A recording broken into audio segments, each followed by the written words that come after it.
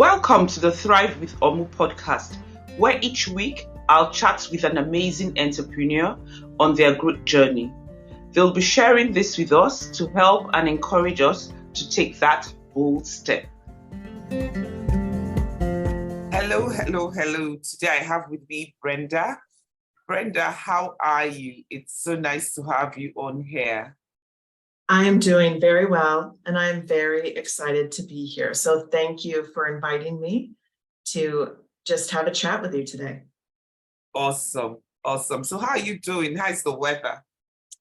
The weather here, I'm in the United States, and the weather has been gorgeous. We've had beautiful blue skies, and it's fabulous. Nice. It's usually hot here, but today happens to be cool. So I'm relaxing. Yeah, and take advantage of those days, don't you? So tell us, who is Brenda? So I am a soulful woman, and that's what I've come to learn about myself. I love deep and meaningful conversations, and I am all about the inner journey and doing the inner work, so much that I've made that my life's mission and life's work, and have moved into being a holistic healer and supporting women who are going through their deepest, darkest challenges and helping them to navigate a new way forward through those challenges and learning to love again, thrive again, and improve their relationships. That whole beautiful process. Awesome. So, people usually, there's some people who just do what they do because they do it, or they like it, or they see an opening to make money. But I find that most people do it from a point of experience or things they've been through. Where do you fall in? Which of these are you?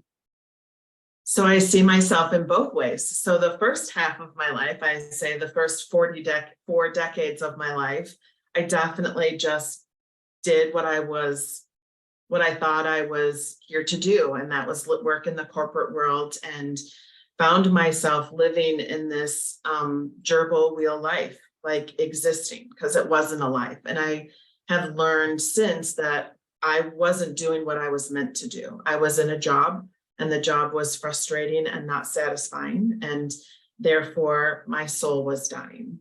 I also am a single mom, and so I had 3 teenagers in my home, and the relationships were getting tense, and I had wayward children. We've gone through divorce and custody changes and all those things. And I found myself in my dining room one night after my teenage son walked off and slammed the door after yet again another argument. And I realized that something had to change, and the only thing I could change was me. And that acknowledgement and that awareness, that acceptance of my situation, propelled me to seek something different. And through that seeking, I found some alternative ways of healing. I had gone through the talk therapy route before in my past, and I wasn't going to do that again, kind of a been there, done that kind of scenario. And I knew that there was something else that I had to find, and eventually came across a healing modality that I picked up very well with energy work, and realized that I was gifted and skilled, and ended up certifying in that modality, and then opened my doors and started helping clients, helping other women kind of begin to heal themselves, just kind of a step or two ahead of where I was.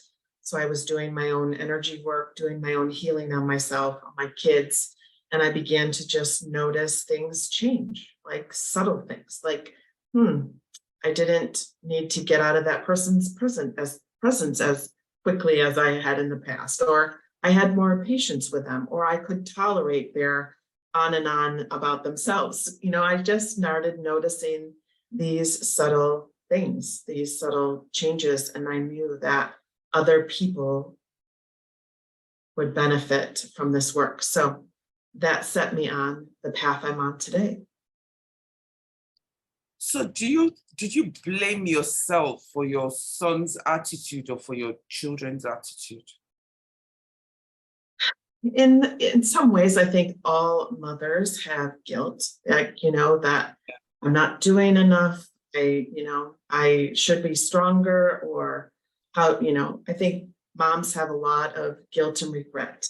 What I've come to realize and come to learn is I was living and reacting out of my own hurt and woundedness, my own patterns, my own conditioning of this is how it's done, without ever challenging any of it.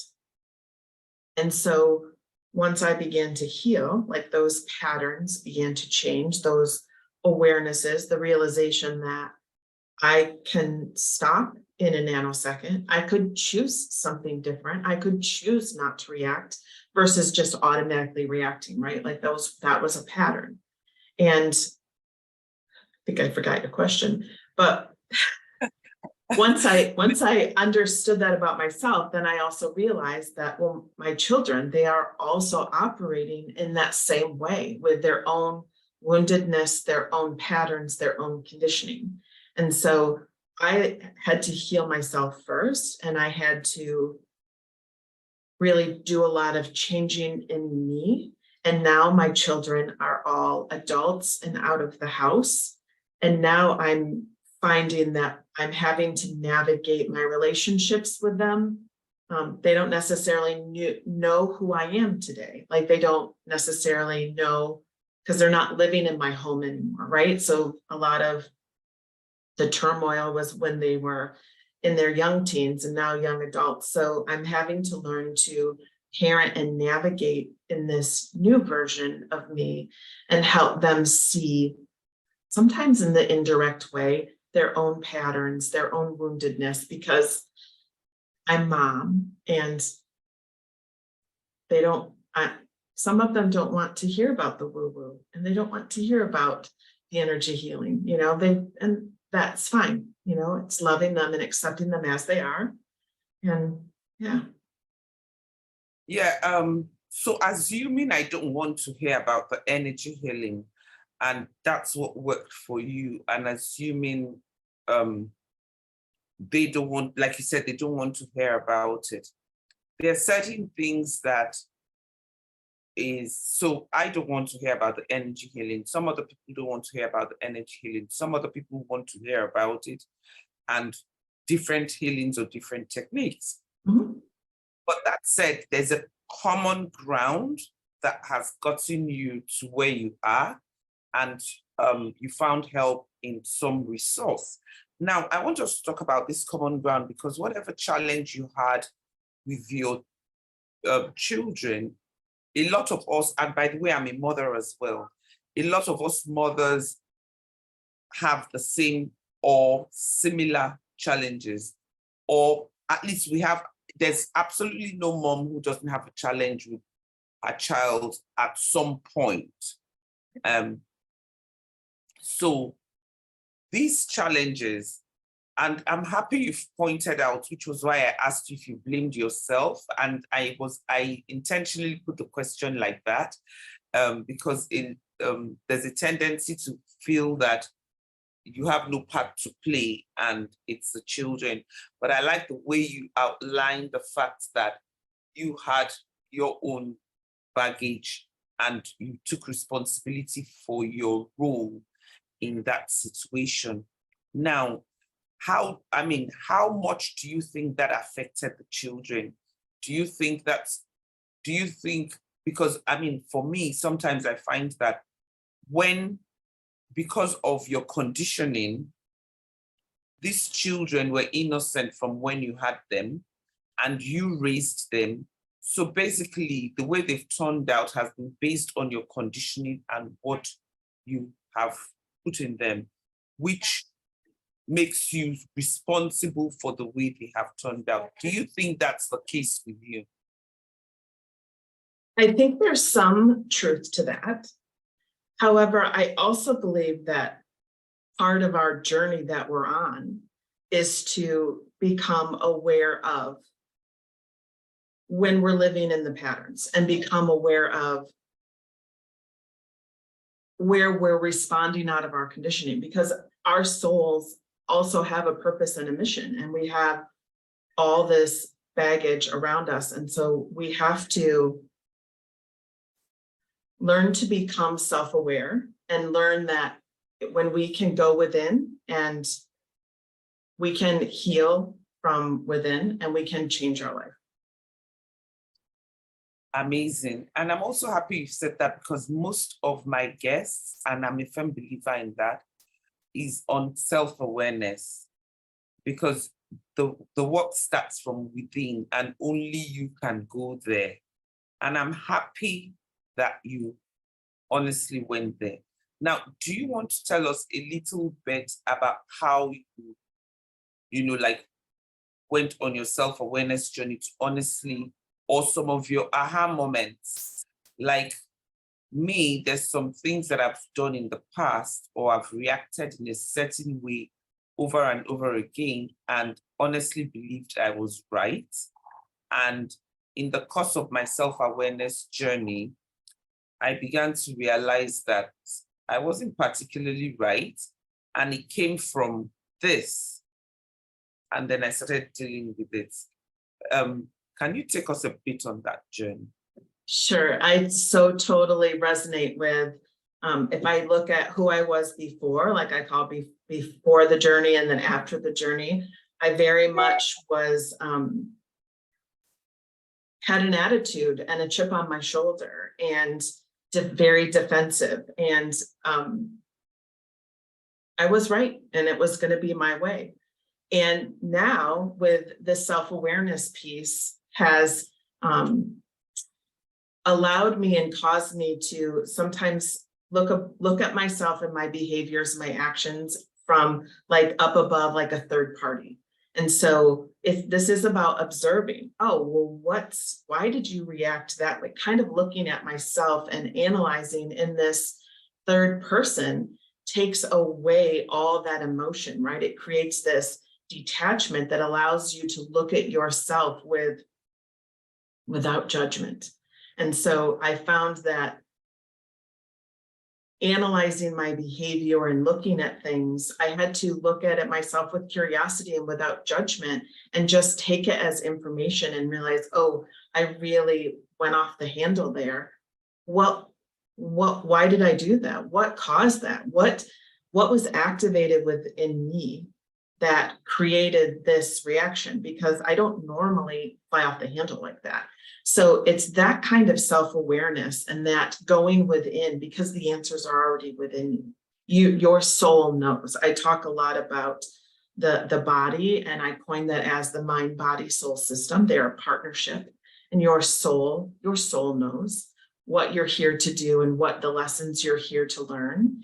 And by observing and just analyzing the situation and looking back at it afterwards without judgment and observation, you can see, oh, this was reminding me of that, and this was reminding me of a childhood or whatever, and realizing that, oh, there might be some more healing that has to happen there, or it might be some forgiveness that needs to be done, or whatever it is.